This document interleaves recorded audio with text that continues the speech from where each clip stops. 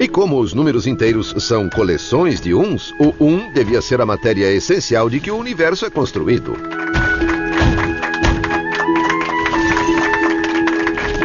O número 1 nunca foi tão admirado. But ultimately, Pythagoras' whole belief system was doomed. And ironically, it was the triangle that made him famous, which was to prove his undoing.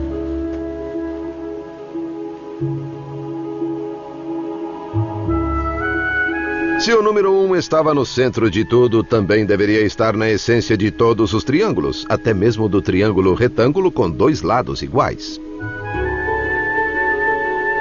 O problema é que ele não está. Pitágoras seguiu tentando fazer os três lados contarem com um número exato de unidades, mas não podia ser feito. When one of his disciples tried to point this out, the others drowned him. Pythagoras' whole belief system that the world was made up of units was a lie.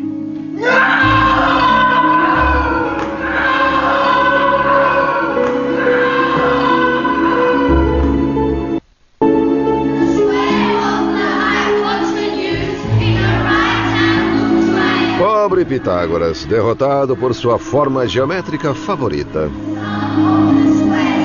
O 1, porém, estava prestes a embarcar em uma nova carreira, só que antes teria de se tornar um pouco menos real.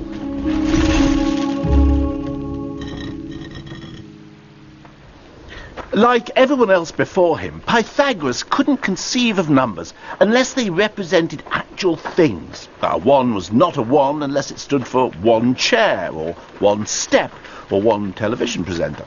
But the mathematicians who followed Pythagoras broke free of these constraints. Yep, Archimedes, famous today as the world's first streaker, but in fact the greatest mathematician of ancient times. Arquimedes adorava os jogos com números.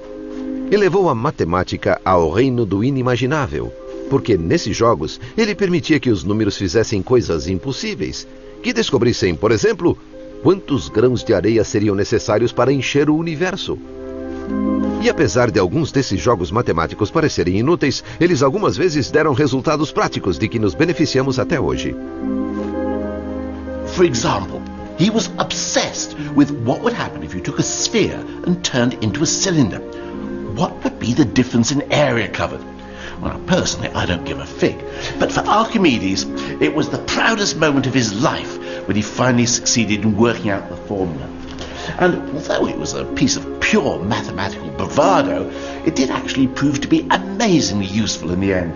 Because thanks to Archimedes, later mapmakers could take the globe and turn it into a flat map. O número 1 já não era mais a essência do universo, mas estava ajudando a criar uma era dourada para a matemática teórica.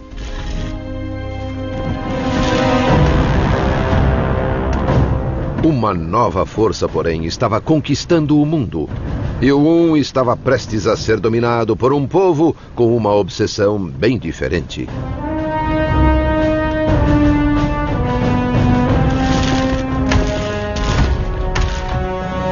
Arquimedes vivia em Siracusa, e quando os romanos invadiram a cidade em 212 a.C., ele estava no meio de um cálculo particularmente intrincado. Na verdade, estava tão envolvido que tudo o que conseguiu dizer foi: "Imploro que não perturbem este momento."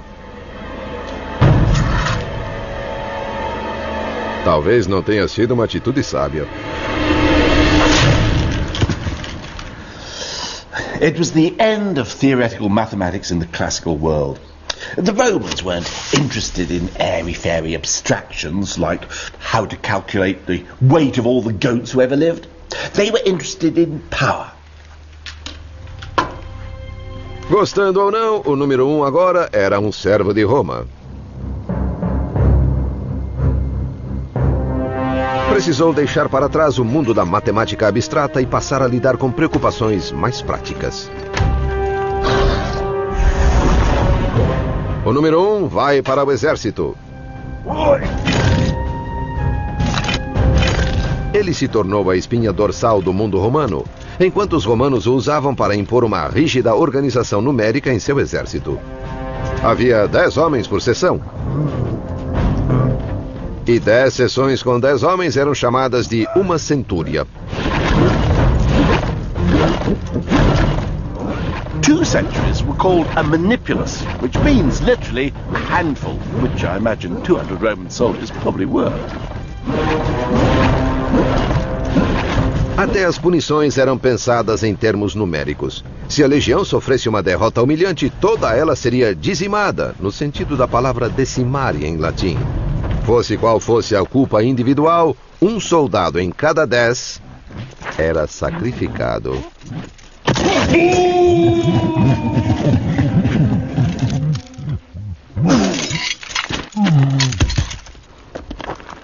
The great aim of the Roman world was to keep things ticking over. Theoretical mathematics just wasn't them.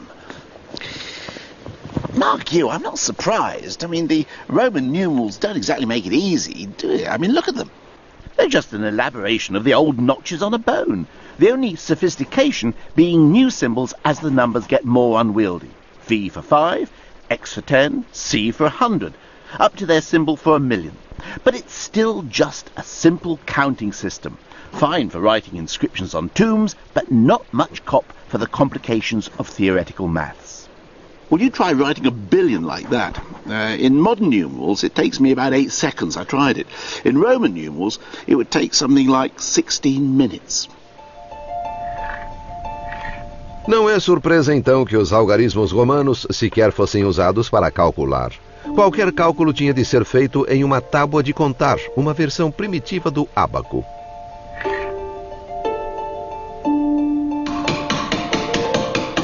Os numerais em si eram apenas usados para registrar os resultados. Talvez não seja coincidência que, diferentemente dos gregos, nenhum matemático romano seja celebrado nos dias de hoje.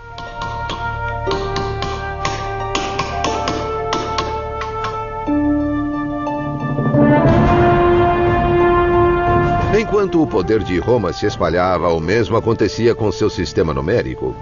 Ao longo dos 500 anos seguintes, toda a Europa, da Espanha à Turquia, caiu sob o controle romano. E mesmo quando o império começou a ruir, seus numerais continuaram em pé. Mas apesar de o sistema romano parecer indestrutível, ele não era. Seu nêmesis veio do Oriente, para ser mais preciso, da Índia, no ano 500 depois de Cristo. Ou mais ou menos isso.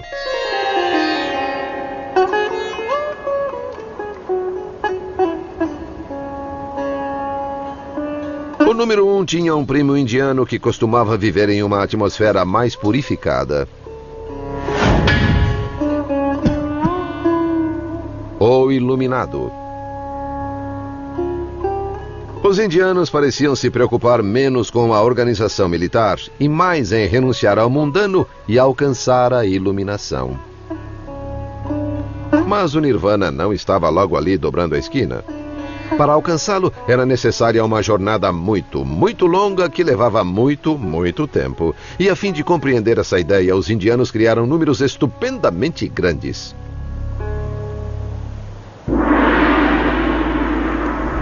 Take a raju, for example. A raju is the distance covered by God in 6 months. If he travels 1,000,000 kilometers in every blink of his eyelid. Or how about a pallia? A pallia is the length of time it would take me to build a cube of lamb's wool 10 kilometers high, if I were to lay 1 strand every century. Here's one I made earlier. Well, these were the sort of numbers that could have made one feel, well, small, if he hadn't had a little help from his friends. Unlike the Romans, the Indians devised a system that could cope with vast numbers. They developed a different symbol for every number from 1 to 9. 1, 2, 3. Or if you do them quickly, you get Arabic numerals. नहीं है, अरबी नहीं है, ये हमारा हिंदुस्तानियों का बनाया हुआ है. हम लोग हिंदुस्तानी इसे 2000 वर्ष पहले से प्रयोग कर रहे हैं. He's right, you know. Os algarismos que usamos hoje são chamados de arábicos, mas na verdade surgiram na Índia desde o ano 500 a.C. But then, around 1500 years ago, or a little longer if you're watching a repeat of this program, someone came up with a stupendous, incredible, extraordinary idea. The biggest revolution in numbers since the Sumerians invented maths. A creation that would change the world. They invented an entirely new number.